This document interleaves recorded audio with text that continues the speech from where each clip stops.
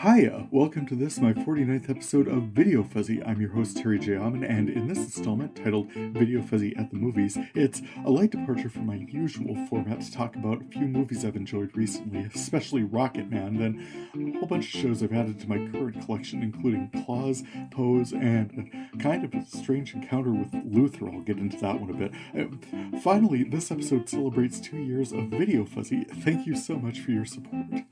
Welcome to the show. He doesn't have that on video, does he? We'll find out together on VideoFuzzy. Well, in what's going on with me, I added a new mic, spent part of this past week figuring out how to get the best sound with it, so diving on in, here's hoping I found it.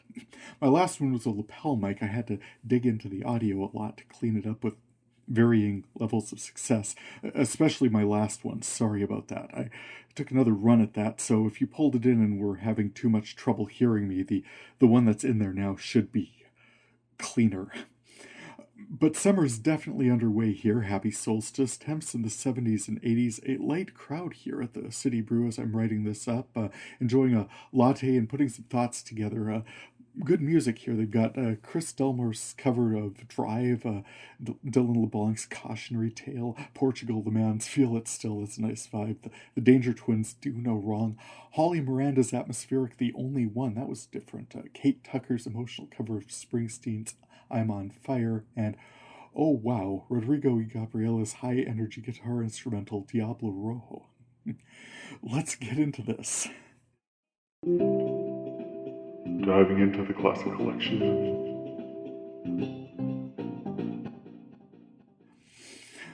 With my focus on movies for this one, I only pulled a few discs in for my Classic Collection and despaired of having much of anything to highlight for this one. I tracked a few exciting episodes of The Shield, a weird episode of Factory in which one of them gets a finger cut off during a demonstration of the built good screw cutter. That was just bizarre. Decent episodes of The Simpsons and Battlestar Galactica, The Closer, a Rescue Me mini-sode. Oh, I found another episode of The Middleman featuring Natalie Morales tracking an extraterrestrial boy band. Watch for Mary Pat Gleason as android Ida trapped in a box in a reference to The Shining. That was fun.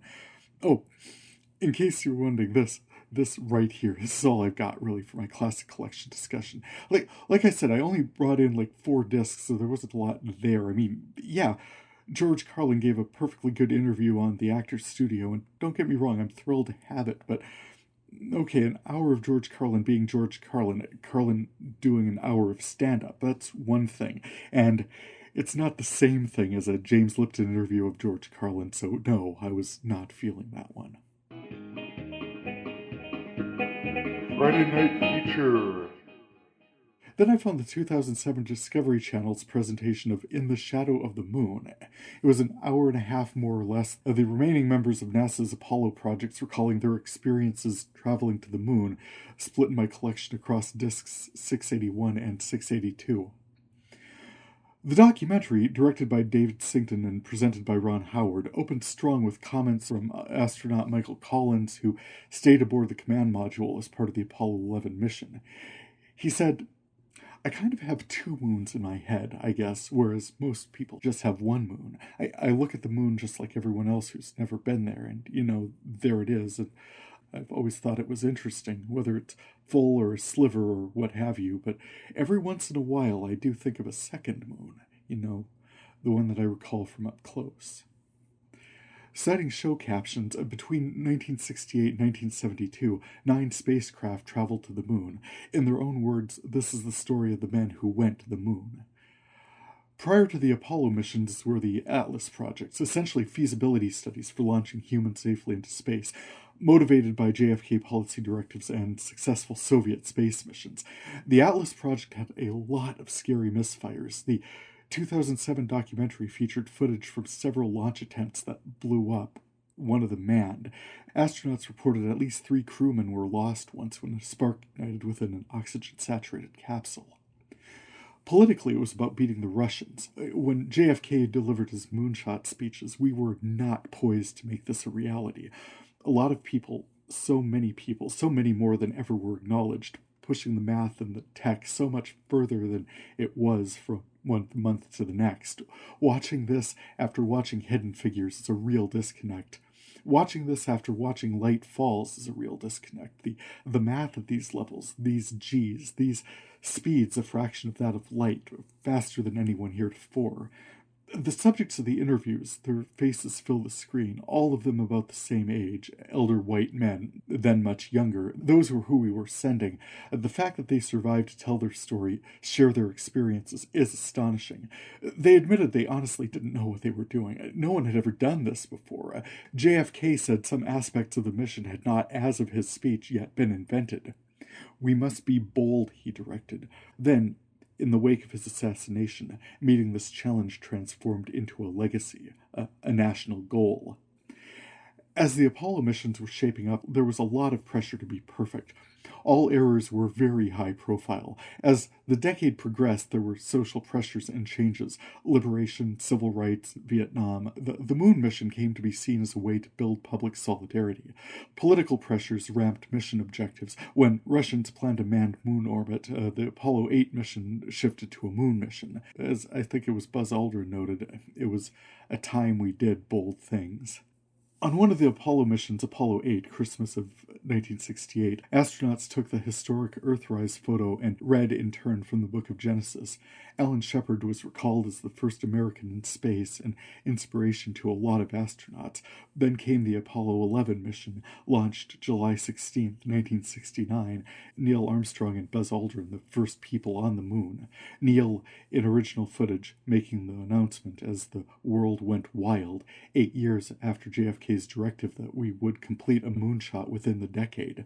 Not because they are easy, he said, but because they are hard. Michael Collins recalled the pressures, even wind shear. The tiniest slip one way or t'other during launch would have meant disaster. Instead, he said, everything worked as it was supposed to. Nobody messed up. Even I didn't make mistakes. Others waxed philosophical. Apollo 11 crewman Edgar Mitchell, looking out on a 360-degree panorama of the Earth, the Sun, and the Moon, said he came to a sudden realization. Suddenly I realized that the molecules of my body and the molecules of the spacecraft and the molecules in the body of my partners were prototyped and manufactured in some ancient generation of stars. And that was an overwhelming sense of oneness, of connectedness. It wasn't them and us. It was, that's me, that's all of it, that's one thing. And it was accompanied by an ecstasy, a sense of, oh my God, yes, and an insight, an epiphany. Buzz felt the pressure of being part of the moon mission, and yep, he's had his high-profile dust-ups. Others feel that the experience was spiritual, confirmed for them the existence of a creator. And, as Mike Collins noted, the sense of human accomplishment, the outpouring of love and solidarity. It was wonderful, he said. Ephemeral, but wonderful, adding, maybe some of our terrestrial squabbles don't seem as important after having flown to the moon as they seemed before. A caption read, "We have yet to return to the moon. The men in this film remain the only living people to have seen the Earth from an alien world." Earthbound since, the astronauts expressed their appreciation for our planet. As Dave Scott, crewman aboard the Apollo 9 and 13 missions, said, "It truly is an oasis, and we don't take very good care of it, and I think the elevation of that awareness is a real contribution to saving the Earth." My copy is awesome. The documentary splits right after the Eagle lands on the moon, about an hour or so in. It opens again on Neil Armstrong's one small step onto the surface with themes of exploration, then concerns about the return mission, subsequent Apollo missions that put a dozen men on the moon altogether, and some closing thoughts. Incidentally, I referred to the 2007 documentary because there's a project with the same name set for release later this summer, also called In the Shadow of the Moon. Per IMDb, that one stars Michael C. Hall and Bokeem Woodbine, and features such characters as crime scene photographers and diner patrons, so it's probably unrelated. I thought there was an update planned from a recent title saved to my current collection per my number 48 catalog blog entry, but turns out that was a making-of special they aired on Chasing the Moon, directed by Robert Stone, set to air July 8th on PBS, so looking forward to seeing that. As for the 2007 documentary, thank you, Ron Howard, for presenting this. Thank you, astronauts. Honestly, it's huge to take on huge projects like this. It's exciting because no one has ever done it before. It's the kind of excitement we extend to our potential Mars mission. Because what could be more exciting than to get away from the stinking, squabbling, polluted mess this planet has become? Get away from environmental disasters in the wake of fossil fuel recovery. We can vanish like the 2001 Mars flyby, or explode like the Challenger. No, I'm not saying for a second we stop this discovery. Every mission teaches us more. Per my recent smartphone commentary on Breakthrough, there's a reason your phone does as much as it does. It wouldn't fit on your damn desk if we hadn't had space missions. But what I'm saying is maybe our next mission is sustainability. Yeah, gross, boring, throw them out an airlock. I get that. There's stuff we've learned, but I'm not sure we've really learned it. We can make so much more energy in so many more ways than we've ever known how. Carbon got us here, thank you, but we have entire deserts all over this planet that get nothing but sun all day long. We can use that. The entire planet is a source of geothermal. We can harness tidal forces once we figure out where the shorelines are going to land up. We're sequestering more carbon in concrete, in parking lots, building materials. That's awesome, but we've got trees that'll be happy to sequester it for us while releasing oxygen. It's what they do.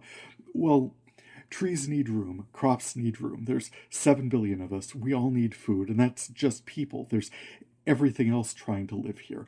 Our priorities are biological. We are hardwired to survive. That's where we came from. The most survivory species are the ones that would advance their versions to the future. But that needs to be part of the conversation.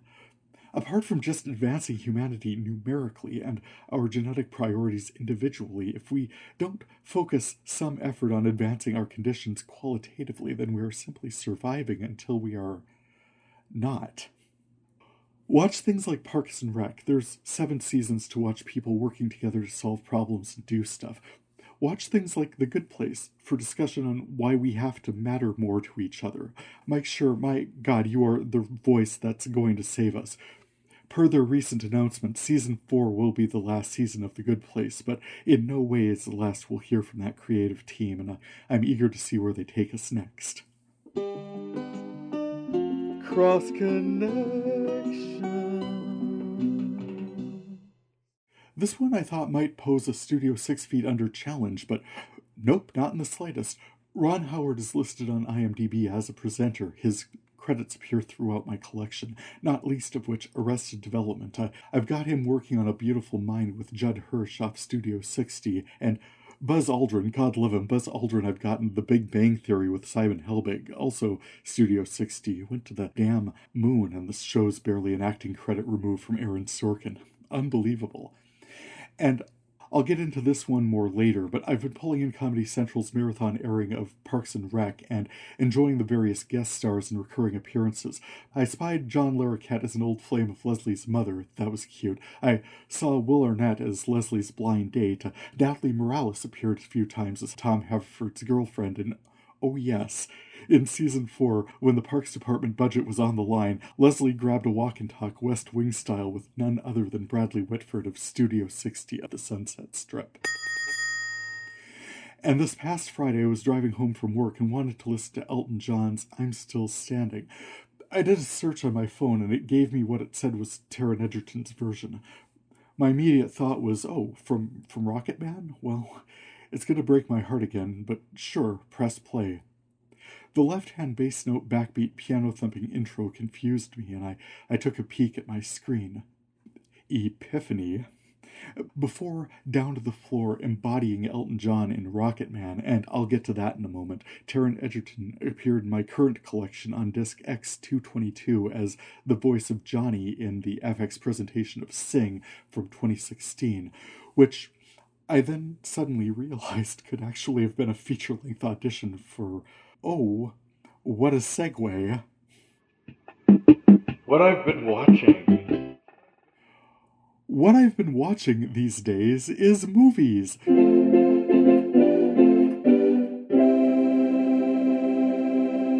so many movies, some of which I've wanted to chat about for months now, but I'm going to start with the one we saw a couple weeks ago, a opening weekend presentation of Rocketman. Opening scene, Taron Egerton marches down a long hallway as a vision of flaming orange, trademark face-eclipsing eyewear and horns he stole from a glitter bomb Maleficent to join a Narcotics Anonymous meeting already in progress. He introduces himself as Elton Hercules John, and that he is addicted to alcohol, drugs, sex, and is bulimic. The scene shifts to young Reginald Dwight, a hyper-talented musician, Elton's early days in Middlesex, living at home with his supportive grandmother, uninterested mother, and absent, emotionally distant, and abusive father.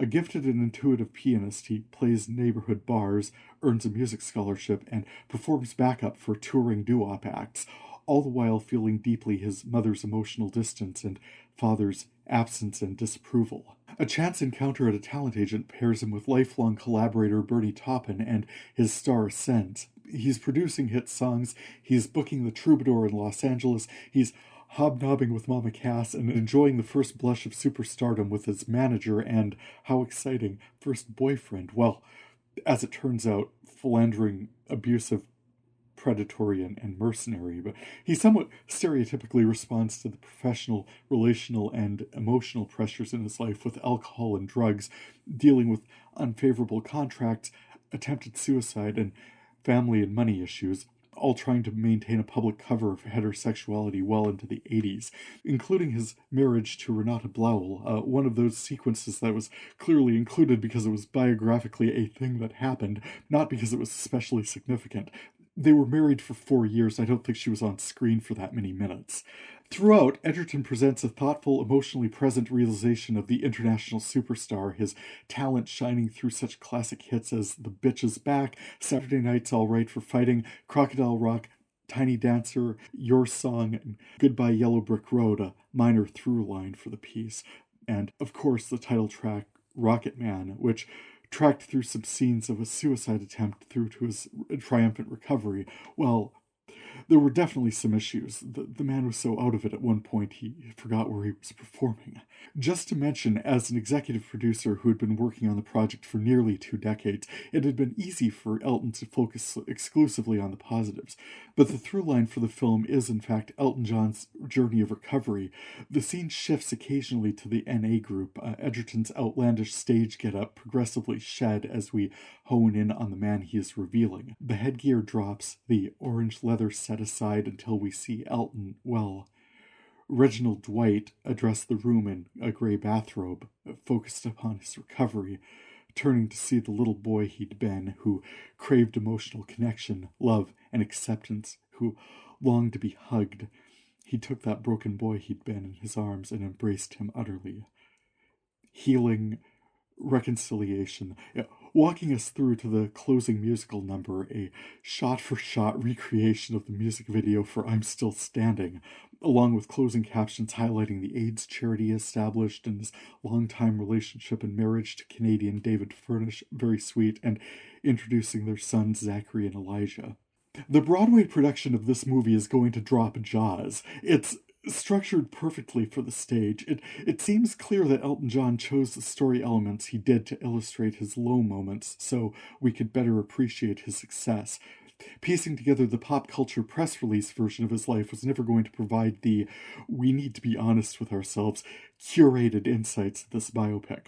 Apart from the fantastical trip from his early days to superstardom, the movie clues us in on the fantasy elements with first himself and then the whole audience at the Troubadour levitating, choreographed makeovers, and, oh hey, the contextual disconnect of glitter bomb stage gear in a narcotics in no possible universe could he be anonymous meeting.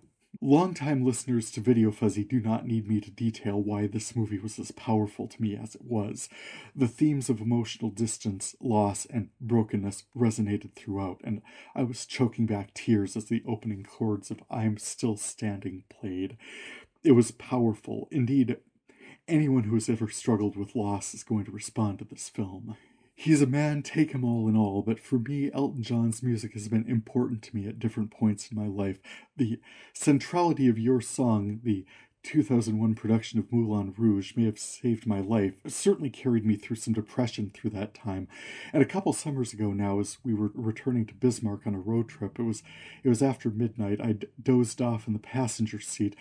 Ralph, we'd stopped. He was filling our gas tank. They were playing something about the way you look tonight over the speakers, and I woke to hear him, not one to sing along to things generally. I heard him singing along to Elton John. It's now my favorite song. It's always going to be my favorite. Yeah, I loved this film. The production was brilliant in its conception and execution, a strong story told well. Certainly, I think a lot of people would have been interested in his career post the 1988 release of Reg Strikes Back, not to mention a South Side with You-style treatment of his meeting, courtship, and marriage with husband David Furnish. It feels like his life has had a significant second act, but generally, I agree with the structure here. The formative years to the early career to the glam-splosive reality of Elton freaking John tracks a tale of social transformation and personal happiness and fulfillment the boy he was could never have dreamed in the man he became. Awesome film. I can't recommend it enough. But I said movies, plural, and indeed I've seen a few others here of late.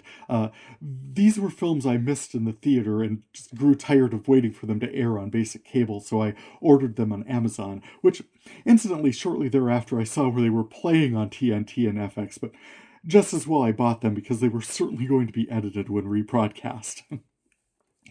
I'll start with the first one I watched, which was Hereditary. While unable to much reveal what the film was actually about, promos for this film certainly conveyed how disturbing it was. And as of last week, this film is more than a year old, so I'm going to spoil away. That is, I would, if I knew what the hell I was watching. A family is shaken by the death of their maternal grandmother. Post her death, mother and daughter experience disturbing visions, glamours, and perception filters, in reaction to which the daughter, Charlie, further isolates herself, drawn away, we learn or come to understand, by her late grandmother. The mom, Annie, tries and rejects group therapy for grief, throws herself into her work, crafting intricate dollhouse configurations, rejecting her husband's attempts to reach out to her. Reacting to something we as viewers are not in on yet, Annie sends Charlie to a party with her son, Peter. Peter wants some alone time with his friends to smoke weed, so he sends Charlie to get a snack. She's got a deadly peanut allergy and has a terrifying reaction to the cake she eats. Peter frantically rushes her to the hospital, but on the way, Charlie sticks her head out the window trying to get air and smacks her head on a light pole, so the car door shears her head right off. Peter cannot deal with this, so he drives home and parks, and the next day his mother discovers her headless daughter. She completely loses it. She goes back to her grief group, and Margot Martindale, no, not Margot Martindale, a Margot Martindale type that they could afford, Ann Dowd as Joan, reaches out to her and introduces her to a seance technique that, holy Christ, what the hell, it's actually working. This is about the time we, the audience, become aware of the flickering outlines of this holodeck world Annie has entered. She can't work anymore. She's just seeing things now. More disturbing images. Much more disturbing images. Flaming ghosts. Charlie's notebook is talking to her. Her son, Peter, is just openly sneering at her. Her world has gone completely out of whack. Her husband is at a loss what to do. She's disappearing more and more into her own world. And grave robbing.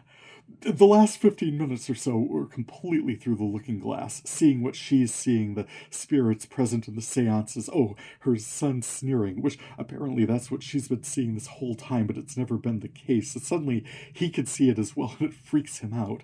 As for the grief group counseling, it's a cult built around immortality, a violently powerful ancient being that continues through possession of cult members, and Annie's mom was part of this cult, and now she's got dead bodies in her attic and weird cult gatherings in her daughter's suddenly enormous treehouse, and by the time the movie goes up in flames, I am completely lost.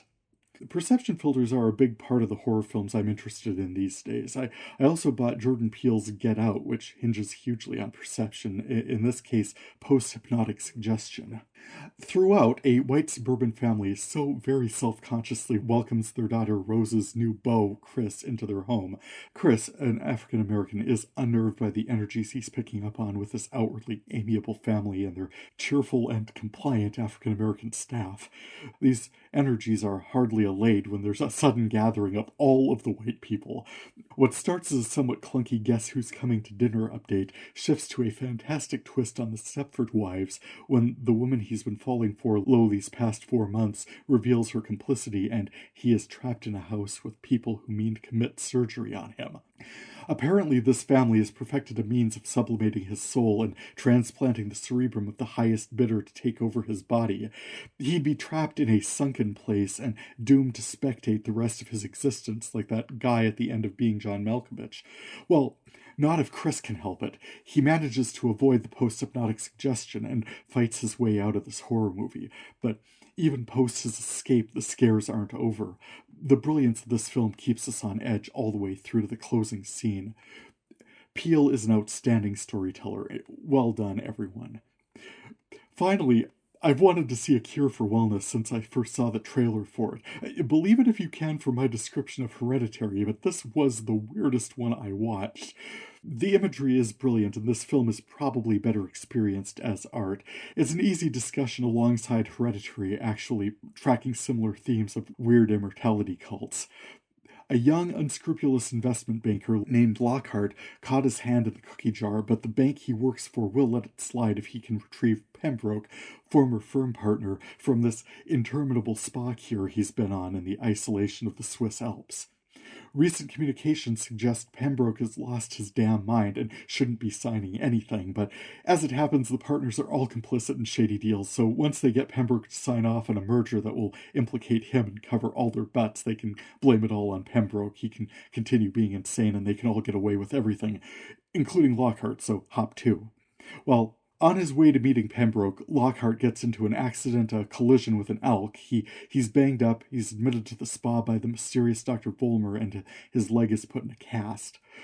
Naturally, he's got no bars at this spa, which is just a whole bunch of white people weirdness, and as he recovers from his accident, he slowly discovers things about the history of the spa, the dark history of the family who owned the castle it's built on, and a young, I guess we should call her a client, Hannah, a teen or a tween even, younger than everyone else there by decades certainly, and he reacts to the healing waters of the spa treatment, in which he sees what look like tiny worms.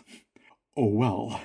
Well, he's at this place a while before he finds Pembroke. It's not easy because walls and doorways seem to appear and vanish, so we've got perception issues. Maybe the steam is hallucinogenic, maybe there are worms in the water, and maybe there's not. He experiences eels swimming around in the sensory deprivation tank they put him in at one point, but once he gets out, they're nowhere to be found. Later, when he escapes to a nearby town, presumably out here in consensus reality, a vet shows him a dead cow that drank from a ditch, and when cut open, full-grown eels splash out of it, so ew. So there's a lot of creepy atmospheric imagery through to the final third of this film, which traces the potential that everyone in the spa is there to witness the birth of an heir to the castle, fathered actually by the mysterious Dr. Vollmer, betting Hannah, and yeah, I'm not really remembering the resolution on this. Pembroke could be mad, the inmates could be zombies or vampires or zombie vampires, or there could be worms or eels or snakes in all of the water. They've got Pembroke in suspended animation. Lockhart was supposed to be back weeks ago. All the partners at his firm are losing their minds, but honestly, pick a storyline. Beautifully photographed as it might well have been, this movie lost its chance to be brilliant when we found Hannah tied up to a four-post bed for her statutory rape marriage to a creepy doctor daddy husband so as to give birth to the reincarnated heir to the castle, which, regardless, no county clerk in the canton was ever going to sign off on. What the hell? I think the biggest problem for me is that somewhere in the 2.5 hours of beautifully photographed movie, there's an absolutely brilliant horror show somewhere, possibly even two. Well, one absolutely brilliant and one campy and gothic and gross. But no sufficiently disinterested, sober, not high person was given the role of cutting this together.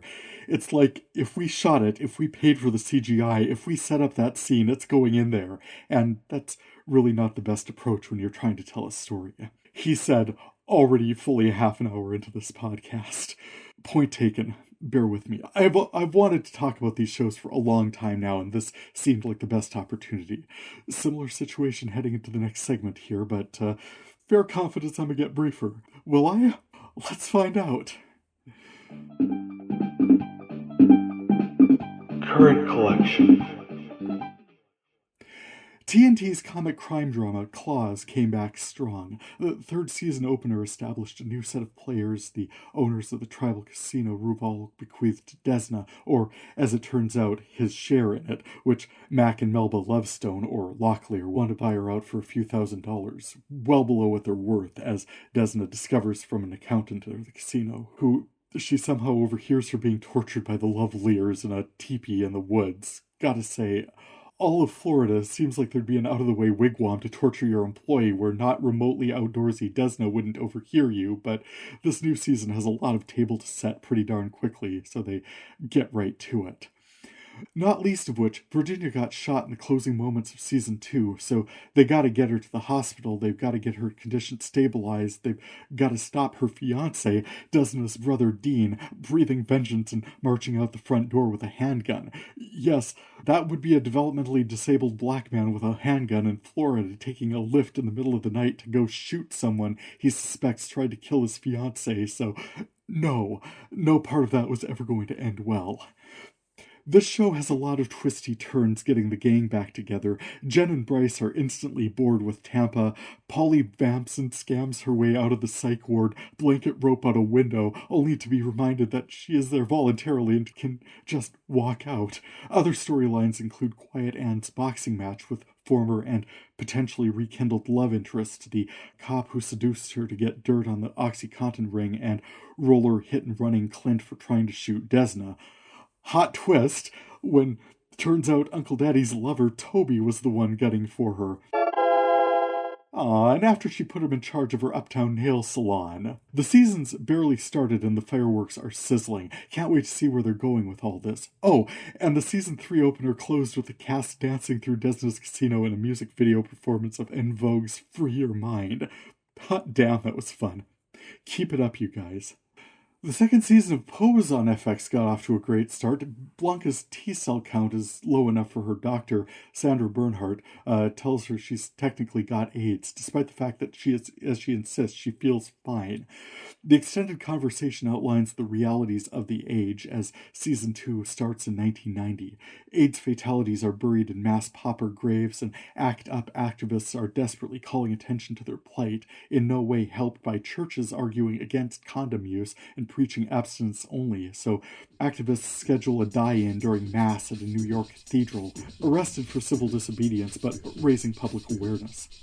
Apart from the social commentary, story-wise it's the 90s, and everyone is excited by the dance craze centering on Madonna's video for Vogue. Father Pray Tell is angry with Electra Abundance, staying for the moment at Blanca's house of Evangelista, for not helping with the protest, so she stomps off to join Candy and Lulu's house of ferocity. Damon is anxiously waiting Ricky's return from his tour with Albie Shore, and with Blanca's encouragement, Angel is embarking on her career as a model. Meanwhile, canned from her manicurist post for participating in the protest, Blanca intends to open her own salon. The second season opener closes with ACT UP's slogan, "Silence equals death." Murph got us off to an excellent start here. Happy Pride Month, everyone. And this is the most jarring introduction I could have gotten to the 5th season of Luther, I think. I knew it was going to be starting up. I'd mentioned it in a recent episode, and I was sure I was set to record it, but the 5th season of Luther premiered on BBC America, and I was, well, Lutherless. And I'm certain they'll air it again sometime because the show is amazing and people love it, so I wasn't too concerned, but once I rectified the situation and had episode 2 in my DVR, I was a bit lost. To play or not to play, that is the question.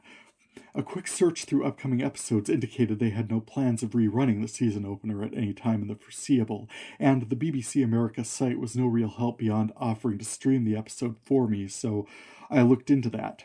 I found the season opener available in standard definition on YouTube for $2 and pressed play. Taking his leave of absence on the shoreline, Elba, as DCI John Luther, is visited by colleagues seeking information about informant Alice Morgan, who would appear to have died.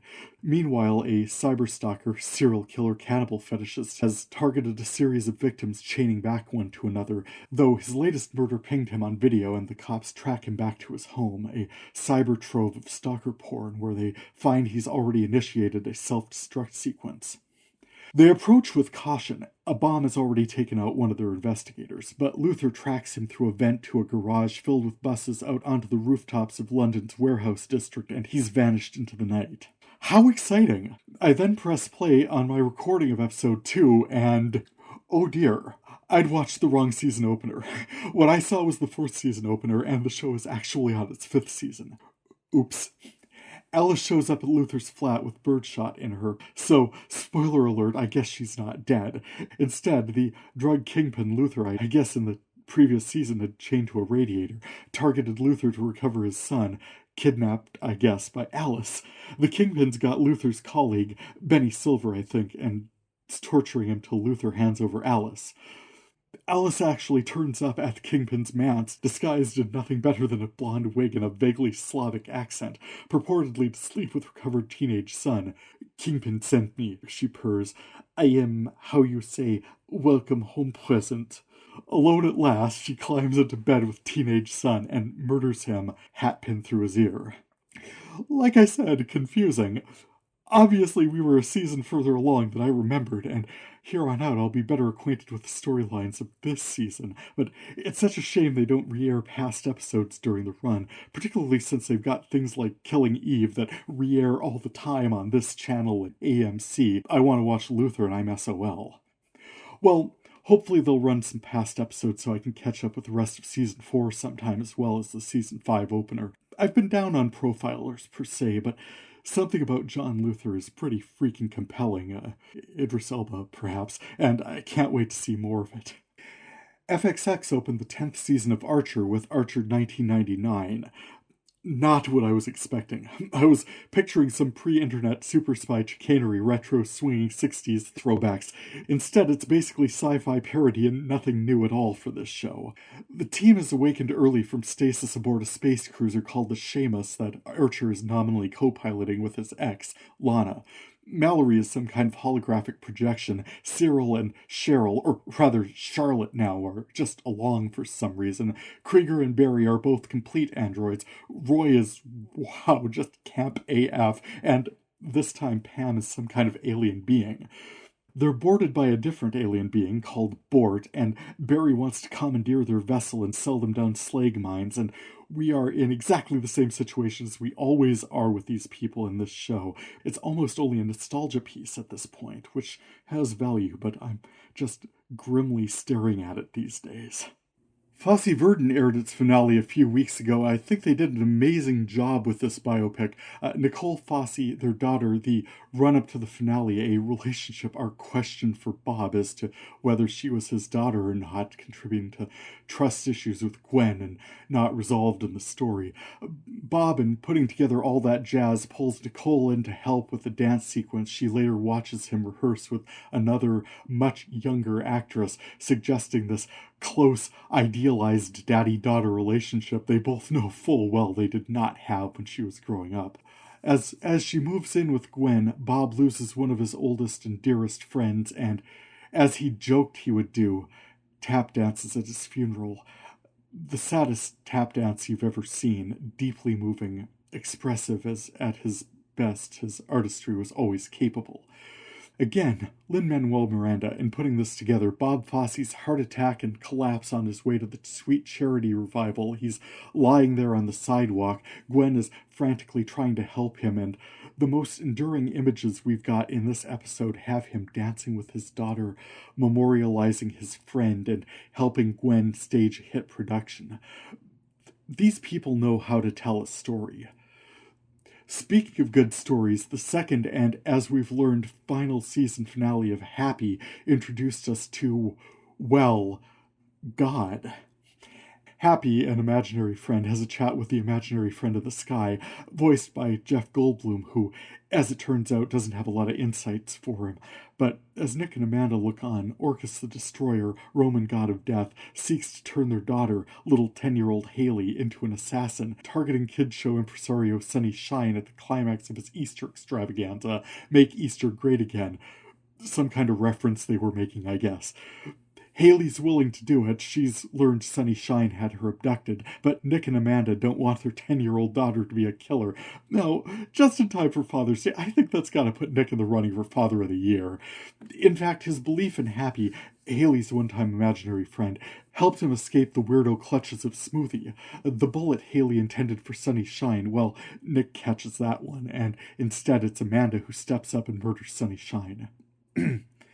What a great kids show! Well, in fact, the shot kills Nick, and he's on his way to be cremated and sent to a seriously debauched heaven when Orcus stops him and offers him a chance to come back and protect Haley. He's torn, but he resurrects, so yay, Haley didn't actually kill her father. It's just nothing but winning on this show. Then, just in time for Halloween, Nick confronts Smoothie in his home and decapitates him. The end. Very quickly, we had the first season finale of Discovery of Witches, which culminated with a time-traveling storyline. I don't know where they're going with this, but it sounded like the 19th century, and per the closing scene, it looks like they'll have some hangers on. You know, from a witch who at the start of the season was completely unaware of even having power, attempting this level of horromancy would seem to be advanced. I'll tune in when it returns. It seems weird and inconsistent, but I probably missed something. Maybe I can rewatch it at some point between now and then. The season finale of Superstore closed out strong, with store manager Amy throwing in with her employees to form a union in the wake of employee Mateo being targeted for his immigration status by corporate. It was really cool watching everyone working together to try to protect him. And last time, episode 48, when I was reacting to the season finale of Brockmire, the lines I quoted actually referenced his mother, but I completely forgot to highlight her. Having mentioned back in episode 45 that Linda Lavin would be making an appearance as his mother, I completely missed talking about her. Jim Brockmire's mother, Lorraine, has been avoiding her daughter, Jean, his sister, ever since abandoning them, but she's been in near constant communication with Jim. When Jean tracks her down on Facebook, Lorraine threatens to reveal this fact and break Jean's heart unless Jim hooks her up with some insider locker room scuttlebutt she can sell to shady overseas bookies. He agrees, then cuts her off, and Lorraine tells Jean everything, and Jean blows up at Jim. Incidentally, the appearance of Linda freaking Lavin on that show was just one of the many developments I glossed over in episode 47 with the words, Brockmire, I am just loving this season, but I don't have a lot to say about it right now.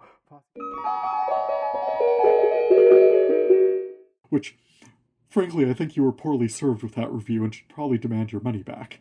Yeah, on Brockmire it's all go all the time, but ultimately the show's got heart and generally it's well worth tracking down.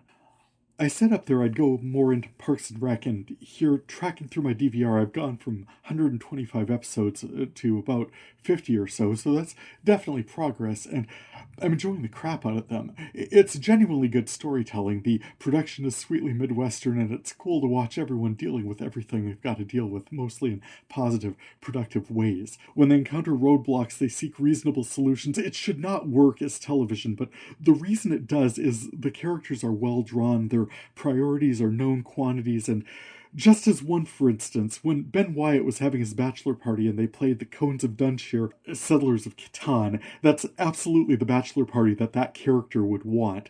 They used it as a touching off point to give all the guys the bachelor parties that they would want. Tom had a big night at a bizarre club, Jerry had ice cream, Ron had a steak, and Andy had a scrimmage with professional football players. The show is amazing. My one complaint is, well, for one thing, Comedy Central, the channel that rebroadcasts the series as a marathon, needs to figure out how clocks work. often enough to notice it. Episodes begin at the end of the previous broadcast. I'll get fully a minute of programming flopped over from one recording to the other, so when I try to pull them in and archive them, I need to pause and delete the file from my DVR and then start the next one. Leading to my larger complaint, since this happens 96% of the time, I have to watch them in the order Comedy Central aired them, which, spoiler alert, is not always one episode to the next. Honestly, I found a season 6 installment in the middle of some season 4 episodes where suddenly they were calling Jerry Larry and Anne was so very pregnant, and I thought there'd been an alternate reality episode, which I remember they did some time traveling in the show, but only at the end. As complaints go, it's pretty minor. At the end of this process, I will have all 7 seasons of Parks and Rec with no real loss of anything from one episode to the next. But as I'm bringing them in, yep, there's definitely some craft involved. In the meantime, this is another show Ralph and I are really enjoying watching together. I love Leslie and Ben. We both love April and Andy and who they're going to become. Andy is Star-Lord and April's future incarnation is Lenny in Legion. I finished the 4th season of Social History, Halt and Catch Fire, tracing the lives of developers always ending up just on the edge of innovation.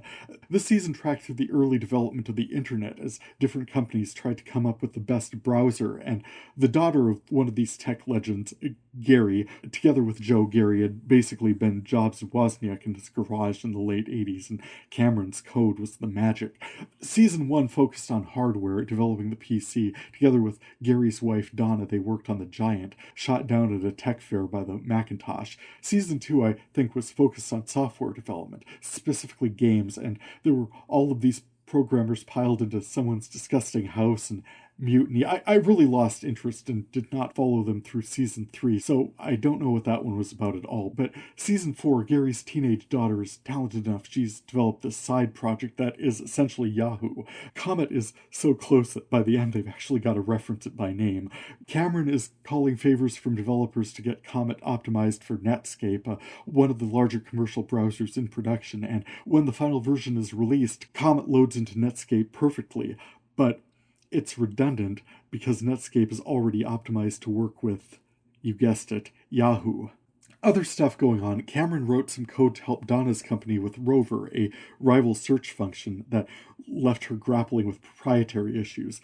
Gary's daughter Haley, who wrote Comet, was also working through some identity issues at the time. Joe wanted to take her search engine public, just as Gary, oh wow, Gary turns up dead. So Comet's status is, yeah, iffy. Then Joe sees Netscape powered by Yahoo and realizes it's over for his little company. In the wake of this loss, Joe moves back east and becomes a professor of philosophy. Cameron connects with Donna, who instantly figured out the puzzle Cameron put in the game she developed, as well as Haley. Donna and Cam trying to repair Haley's computer as Donna's getting ready to host a celebration of women in tech at her home. It's a sweet bonding scene, but there's a lot going on. The whole show seemed to have a lot going on. This series partially overlapped my Dark Ages, and I'm not 100% sure if AMC reran the whole thing that I'd bother. It's good. I love the title. Probably I'd archive season 1. Maybe I'd archive all of them because I am a completionist, but seasons 1 and like a few episodes of season 4 are the only ones. Well, I really like the idea of this show, but honestly, these essentially 4 iconic characters, Joe, Cameron, Gary, and Donna, computer development is enormous. It's global. It has so many moving parts and involves the ingenuity of armies of people. Surely most of these developments are just beyond the scope of a few scrappy upstarts in their garage. Speaking of recovering shows from the dark ages of this collection, last time when I cataloged the 3rd season premiere episode of Psych for my Friday night feature, I decided to review the show dates for that USA Network production. I saw the show aired at least its last 2 seasons after we moved to Bismarck and were not able to record anything to anything. So I didn't have season 7 or 8, I didn't have the 2-part musical episode, I possibly didn't even have season 6, and while for sure I could pull up Amazon and buy them, I wanted to see if maybe anyone else was airing them, and sure enough, Hallmark's Movies and Mysteries channel is running 4 of them back-to-back every evening, which, since there are 25 of them, well, 26 with the 6th season finale cliffhanger for a refresher on the season 7 premiere, and then I also grabbed the Twin Peaks Dual Spires episode from season 5 because that was just charming. Really, it seems amazing. I'm going to have to watch Twin Peaks one day, and getting through these Psych episodes is really going to take some time, but it's a fun show, and I'm definitely looking forward to bringing those in. And finally, speaking of Hallmark movies and mysteries, I ran into this 2016 Brooke Shields project, Flowershop Mystery, Mum's the Word, set in a tiny town in northeastern, who cares, where Brooke as Abby Knight owns a flower shop. She's recently widowed, tired of her law practice, moved back to her hometown, and she and her sprightly assistant busy themselves gossiping about all their clients and everyone they know, which includes a former classmate down on his luck who panhandles Abby as she's opening her shop one morning. She gives him some money for breakfast, and then a whole bunch of very convoluted things happen. The neighboring shop is a bar and grill, and the owner used to be a detective, and Abby's still got attorney contacts. Clients are coming to her for legal advice. Suddenly, Abby's Mercedes, that didn't look like a Mercedes, is sideswiped as a criminal is fleeing the scene of a murder in which her classmate is implicated. Well, that can't be right, she says. The murderer probably hit her car when he was fleeing the scene of the crime. Abby's on the case, and thank God she has this kind of free time, because between her and the bartender detective next door and her retired police officer father, Beau Bridges, she solves the murder and uncovers a multi-million-dollar international orchid smuggling ring that people are getting killed over. Well, it's all in a day's work for a hometown florist. Mum's the Word laid the groundwork for a series of 3 such 2-hour mysteries, but this one was plenty. The channel also features crime-fighting caterers and crime-fighting interior decorators, but while I have encountered some absolutely criminal interior decor, I am not really interested in a show about it, thanks. Hard pass. Nerd Show! I took in Brian Greene's Late Falls, Space, Time, and an Obsession of Einstein on PBS. It aired May 29th, the 100th anniversary of the solar eclipse that provided proof that the sun's gravity actually bent the light from distant stars and bore out the concept of space-time as presented in Albert Einstein's general theory of relativity. Our understanding of the relative motions of bodies in space and time has been refined since then, and this stage presentation, featuring physicist Brian Greene himself and a cast of presenters demonstrating relative motion of objects in light and gravitational fields, breakthroughs in understanding and historical innovations, outlined how this greater understanding assists us today regarding space travel, gravity waves, cellular communication, global positioning systems, just getting us where we're going, as information is transmitted between towers and satellites. If we didn't account for gravitational distortions in space-time, those readings would be useless within a matter of moments. The graphics were eye-catching, the examples he used were engaging, how falling bodies experience the force of gravity and the implications for space-time.